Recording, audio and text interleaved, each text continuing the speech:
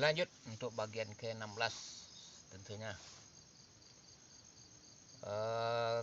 Saya dayung sepeda, berhari-hari kemudian sampailah di daerah di kakinya Gunung Galunggung.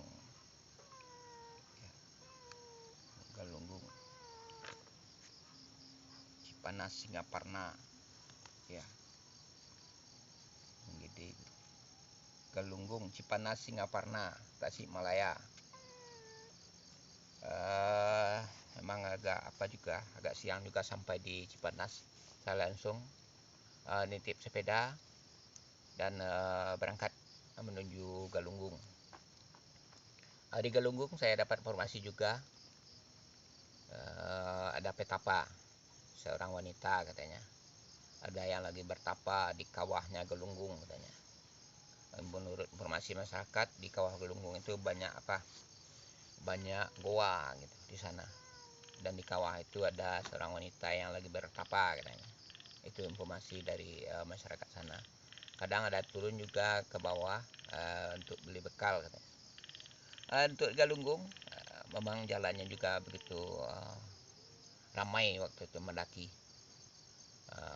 Di pendakian ke Galunggung jarak-jarak 100 meter, kadang ada 200 meter, ada yang lagi jualan pakai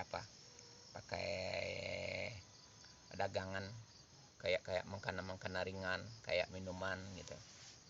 Banyak yang jualan sampai ke pinggiran kawahnya Galunggung. Sampai di pinggiran kawahnya Galunggung itu banyak orang yang jualan. Tak kalah ramainya dibanding dengan Gunung Tangkuban Perahu. Di Galunggung juga cukup ramai yang jualan. Pendaki juga ramai, baik dari Jakarta maupun dari daerah-daerah luar. Waktu itu saya pengen nginap di dalam kawahnya Galunggung. Dalam kawahnya pun ada seperti danau, dan di sana pun ada tempat lokasi pasang tenda kayaknya. Saya turun ke bawah pasang tenda. Namun siap pasang tenda, hujan lebat menguncur deras, terlalu lebat,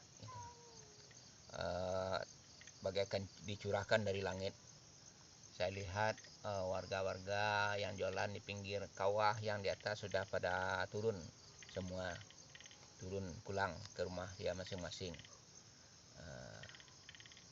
Hujan pun semakin kuat deras.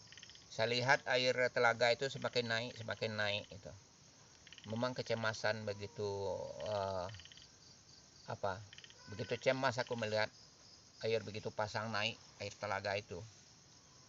Jadi aku cemas, takut nanti direndam air.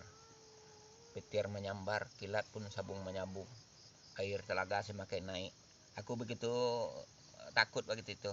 Dikemasi perlengkapan, dibuka tenda, dikemasi masuk ke keril. Saya sandang lagi keril untuk naik ke tebing ke atas. Hari sudah mulai gelap waktu itu. Takut saya air tuh telaga tuh semakin naik, yaitu takut nanti direndam sama air pasang. Masalahnya hujan terlalu deras turunnya. Jadi segera saya pasang tenda di pinggiran kawah tuh di atas, tempat yang rasanya aman. Pasang tenda. Di malam itu tenda saya diamuk badai, angin kencang. Tapi alhamdulillah tidak sampai copot juga tenda saya waktu itu. Malam itu ya memang ada ketiduran lantaran letih.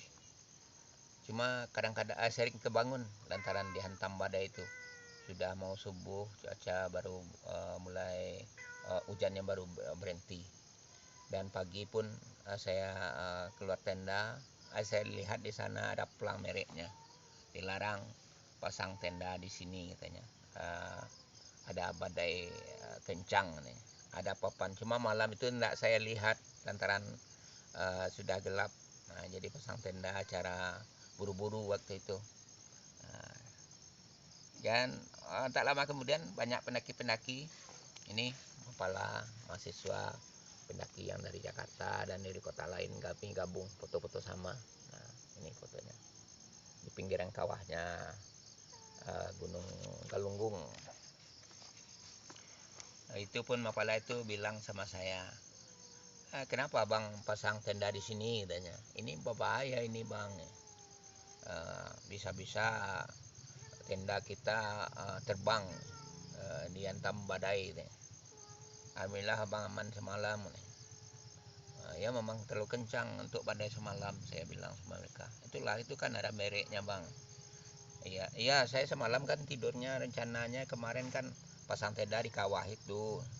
Cuma lantaran siap pasang tenda, hujan badai datang, air telaga ini semakin naik. Jadi saya takut terendam banjir di kawah itu. Itu makanya saya buka tenda, lari ke atas, pasang tenda di pinggiran ini. Saya tidak lihat merek ini semalam, lantaran keburu-buru pasang. Ya alhamdulillah lah bang, aman, abang aman sekarang.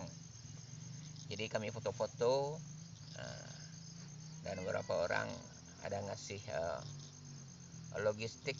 Nah ini bang, kami mau turun juga lagi, tambah logistik. Ada yang ngasih baju, ada yang ngasih tas pinggang. Tas pinggang ini cukup bagus, cukup itu yang membuat saya senang, lebih senang lagi dengan keramah tamahan para pendaki yang saya kunjungi. Sekian. Jadi untuk kawan-kawan itu memang turun duluan, dan saya pun siap sarapan, siap foto-foto. Saya pun berkemas turun lagi. Seperti biasa, waktu turun ke bawah saya temukan banyak orang yang jualan gitu. Jarak-jarak 200 meter ada yang jualan, buka lapak di sana, jual makanan ringan gitu. Sampai di bawah di tempat parkiran kendaraan, tempat saya juga nitip sepeda. Saya juga makan makan mie. Tempat jualan mie sana, saya makan mie dan cerita-cerita sama ibu-ibu pedagang sana. Siap itu saya pun mengambil sepeda titipan dan pamit sama ibu penjual tempat saya nitip sepeda kemarinnya, kemudian dayung sepeda lagi. Di perjalanan sepeda saya pun lantaran sudah lama dipakai, kerusakannya pun sudah mulai parah. Yang lainnya bisa dipakai, cuma untuk pengatur gigi belakang, gigi prewelnya itu tidak bisa dipindahkan lagi. Dari 1 ke 2, 3-nya tidak bisa berfungsi lagi. Jadi saya dayung-dayung sepeda gitu untuk melanjutkan perjalanan. Ada seorang seorang pemuda, masih muda dibanding saya waktu itu umurnya. Kami kenalan, rupanya dia guru olahraga pada SMP di Garut katanya. Dia sebagai guru olahraga di SMP Garut, dia juga hobi naik sepeda. Sekalian kami jalan, dia dayung sepeda, dia juga pakai sepeda balap waktu itu. Dia juga lihat juga sepeda saya. Kenapa bapak suka ini sepeda? Saya bilang sama bapak itu, pak guru itu. Iya saya suka, apa mau dijual katanya. Iya kalau bapak suka ya ambil aja. Saya bilang. Berapa saya bayar katanya. Berapa bapak sanggup bayarnya? Saya bilang sama pak guru itu. Uang saya 35 cuma katanya. Iya kalau bapak berkenan kasihlah 60.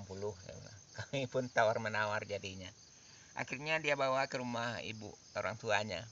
Dia pinjam, bapak guru itu pinjam uang duit orang tuanya untuk nambah uangnya. Jadi dibayar bapak guru olahraga itu sepeda saya 60.000.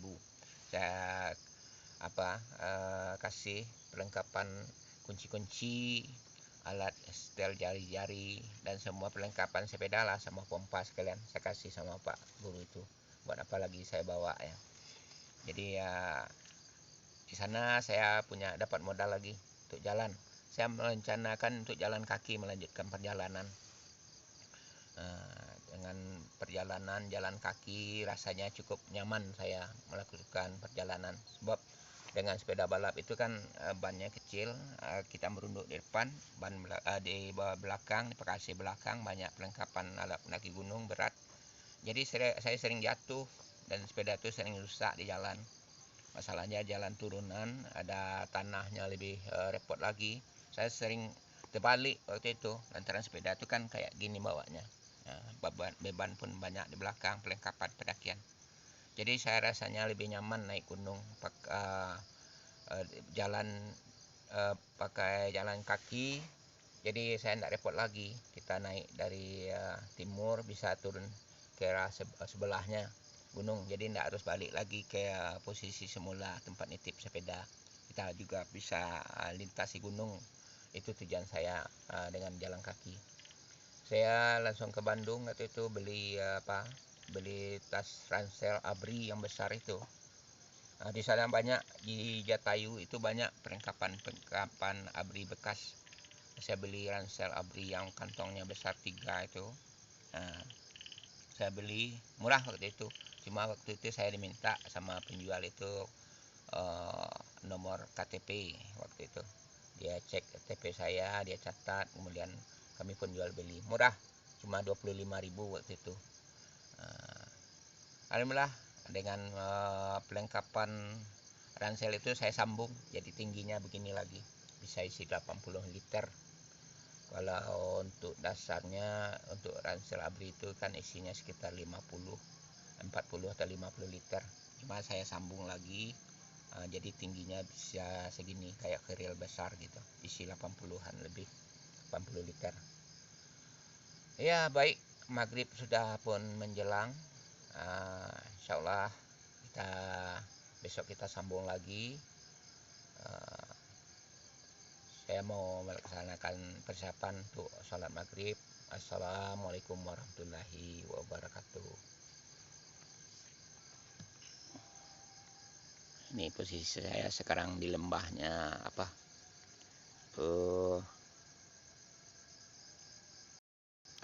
Pandu 3 timur Gunung Talamau yang berada di Pasaman Barat. Nah, ini pondok kita nampak di atas.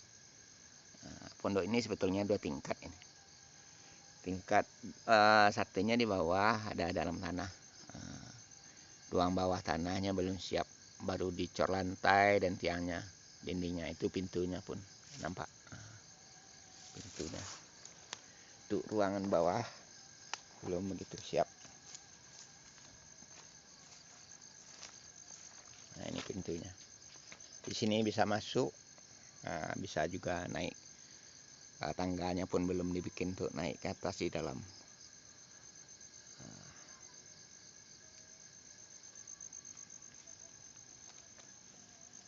Nah, di depan ini pun ada kolam ikan. Ada ikannya nila juga. Cuma airnya baru air tada hujan, belum sempat mengalirkan air ke lokasi kolam kita ini. Nah,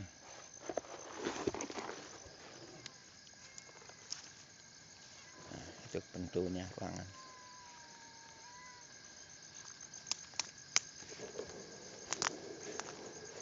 Itu arah pantai laut Sasak.